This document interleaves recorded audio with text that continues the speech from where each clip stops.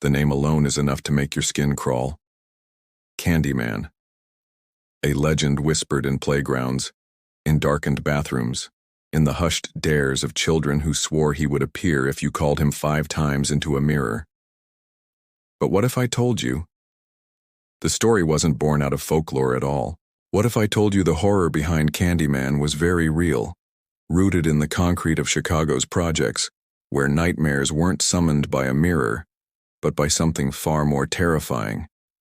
This isn't a ghost story.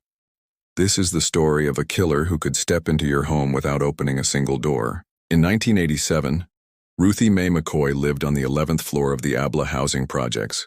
The buildings were crumbling, the hallways dark, the walls so thin you could hear your neighbors argue, laugh, or scream. Ruthie was 52. Poor, troubled, struggling with mental illness in a place where help rarely arrived. On April 22nd, she picked up her phone and dialed 911. Her voice trembled. She told the dispatcher that people were trying to come in through her bathroom cabinet. Not her door, not her window, her bathroom mirror. The operator dismissed it. Another call from a woman everyone thought was paranoid. But Ruthie wasn't imagining things. Because the way those buildings were designed, the mirrors in the bathrooms weren't backed by concrete. They opened into a cavity between apartments. Maintenance crews used the space to access plumbing, which meant that if someone wanted, all they had to do was take off their mirror, step inside, and climb through the wall, right into your home. When Ruthie made that call, someone was already in her walls. Moments later, neighbors reported hearing screams, shouts for help, a thud, then silence. Police didn't arrive until hours later. They knocked on her door. No answer. They shrugged and left. The next day, worried neighbors called again. Still, officers hesitated. Breaking down doors wasn't in their budget. It wasn't until 2 days later that they finally forced their way inside. Ruthie Mae was lying on the floor of her apartment, shot to death. And just as she had said, her bathroom mirror was ripped away from the wall. The killer had come through the cabinet and vanished the same way.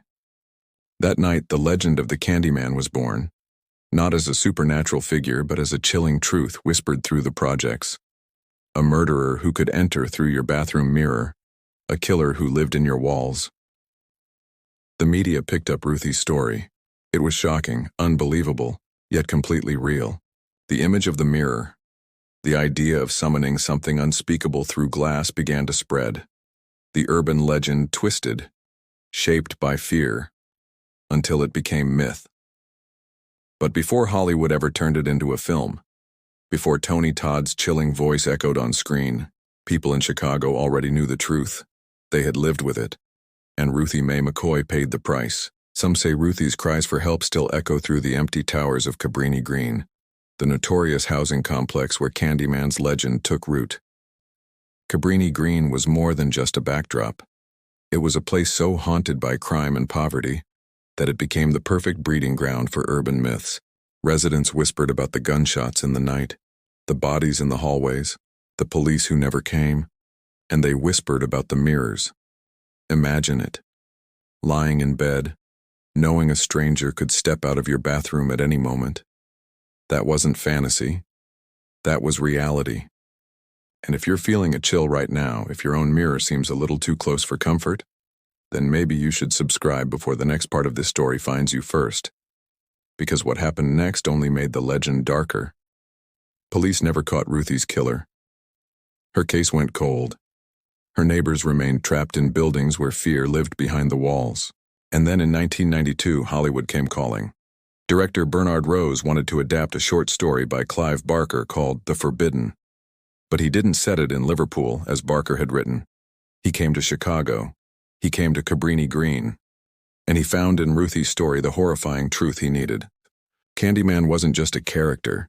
He was born from a real place, a real murder, a real system that left people to die. But when the cameras rolled, something else happened. Residents of Cabrini Green didn't just play extras. They demanded money from the filmmakers for protection. Crews were escorted by gang members through hallways marked by graffiti. Even the actors felt the danger. Tony Todd, who embodied Candyman with that unforgettable voice, admitted the set itself felt cursed. Real gunfire echoed outside while they filmed. The line between fiction and reality blurred with every scene. And when the film was finally released, the myth spread like wildfire. Children dared each other in bathrooms across America. Adults whispered about Ruthie Mae without even knowing her name. Candyman became a horror icon. But the shadow he cast was very, very real. And the deeper you look into the true story behind him, the more you realize the legend never really ended. Because even after the cameras left Cabrini Green, the horrors inside those walls refused to die. And in part 2, I'll take you deeper, into the unsolved mysteries, the cursed set, and the haunting truths that keep Candyman alive to this day. But remember, once you say his name, you can't take it back. So maybe whisper it in the comments, if you're brave enough. Cabrini Green wasn't just a housing project. It was a labyrinth of fear. Towers looming like concrete tombstones, stairwells echoing with footsteps that didn't always belong to you. And in those walls, the legend of Candyman grew teeth.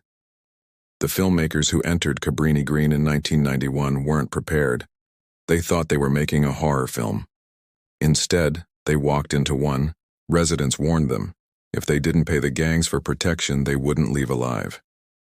The deal was made. Cameras rolled, and shadows followed them everywhere. During one scene, a real bullet shattered glass just a block away. Cast and crew froze, realizing the horror outside was far more dangerous than what they were capturing on film. Tony Todd, the man who became Candyman, later confessed that playing the role felt like inviting something into his soul. He wore the hook. He bled real bees from his mouth during the infamous swarm scene. And every time he looked into a mirror, he swore something was looking back. But the curse wasn't just on set, because while the world watched Candyman on screen, Cabrini Green continued to devour its residents. Shootings, stabbings, children murdered in crossfire, families begging for police who rarely came. And behind it all, the whisper, Candyman. The legend spread, merging Ruthie Mae's murder with folklore, with superstition, with blood. Children in Cabrini didn't just dare each other to summon him. They believed he was already there. And sometimes, it felt true. Doors would slam when no one was inside. Mirrors rattled on their own. People claimed to see a tall figure with a hook drifting through the hallways at night. Maybe it was fear, maybe it was grief, or maybe something had been awakened. Even today, the details of Ruthie Mae's murder remain a black hole. Her killer was never found. Her screams never answered. Her story swallowed by myth. And perhaps that's why Candyman endures. Because he's not just a character. He's a wound. A reflection of violence that never healed. In 2021, when the Candyman legacy returned to theaters, the filmmakers made it clear. This wasn't just horror. This was history. Ruthie Mae's story was finally brought back into the light. But the truth still unsettles. Because if you remove the supernatural, you're left with something worse. A society that built homes where killers could crawl through your mirror. A system that let a woman die while her neighbors screamed for help. A place where legends weren't invented. They were lived. And every time you say his name in the mirror, you're not just summoning a ghost. You're remembering the real terror.